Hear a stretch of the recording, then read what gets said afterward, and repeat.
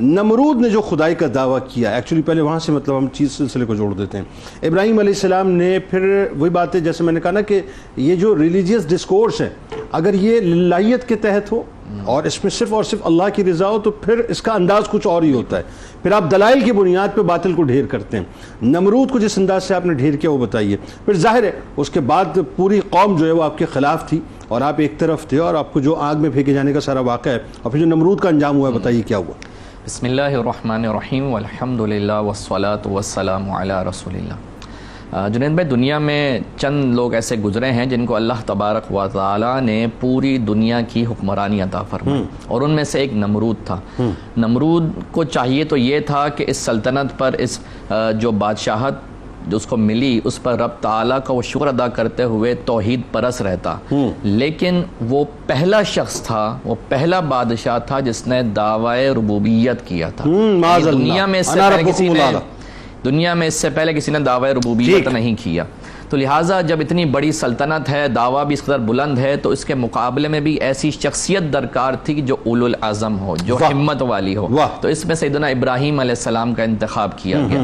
اچھا، سیدنا ابراہیم علیہ السلام کا جو اس سے مکالمہ ہوا اس کا اگر ہم پس منظر دیکھتے ہیں تو ہمارے سامنے مفسرین کی وہ تحریرات آتی ہیں کہ آپ ارشاد فرماتے ہیں کہ حضرت ابراہیم علیہ السلام کے دور میں قحط سالی ہوئی اور لوگ جو ہے اپنے اناج کے حصول کے لیے نمرود کا دروازہ کھٹکھٹانے لگے، لیکن اس نے ایک شرط رکھ دی. وہ شرط یہ تھی کہ جو مجھ پر ایمان لائے گا، مجھے خدا مانے گا تو میں اس کو دوں گا.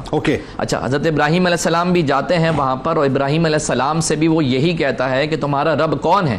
تو وہاں پہ قرآن مجید فرقان حمید کے وہ کلمات ہمیں ملتے ہیں کہ ابراہیم علیہ السلام نے یہ ارشاد فرمایا ربی الذی یحیی و یمیت، کہ میرا رب تو وہ ہے کہ جو زندگی دیتا ہے اور موت دیتا ہے. جب یہ کلمات اس نے نمرود نے سنے تو اس نے کہا یہ کون سی بڑی بات ہے. اس نے کہا انا احیی و امید، کہ میں بھی زندہ کرتا ہوں اور جو ہے وہ مردہ کرتا ہوں. چنانچہ اس نے دو بندوں کو بلایا، ایک کو سزائے موت ہوئی بھی تھی اس کو آزاد کر دیا اور دوسرے کو جو بے گناہ تھا اس کو قتل کروا دیا.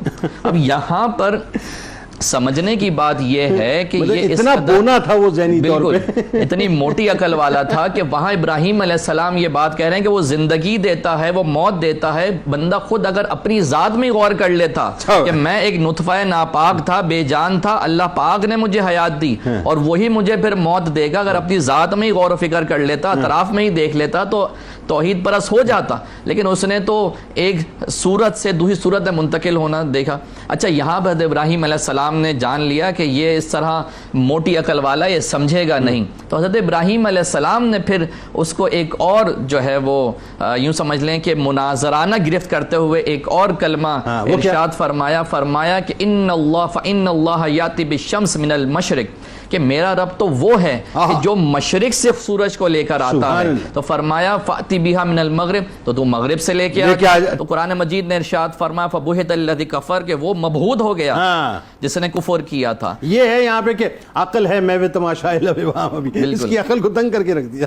تو اب جب وہ اس نے دیکھا کہ یہ تو جگ ہسائی ہو گئی، میری یہاں پہ جگ ہسائی ہو گئی اور رسوا ہو گیا میں، تو پھر اس نے یہ ارادہ کیا کہ حضرت ابراہیم علیہ السلام کو آگ میں ڈالا جائے. اچھا، یہاں پر دو روایات ہیں.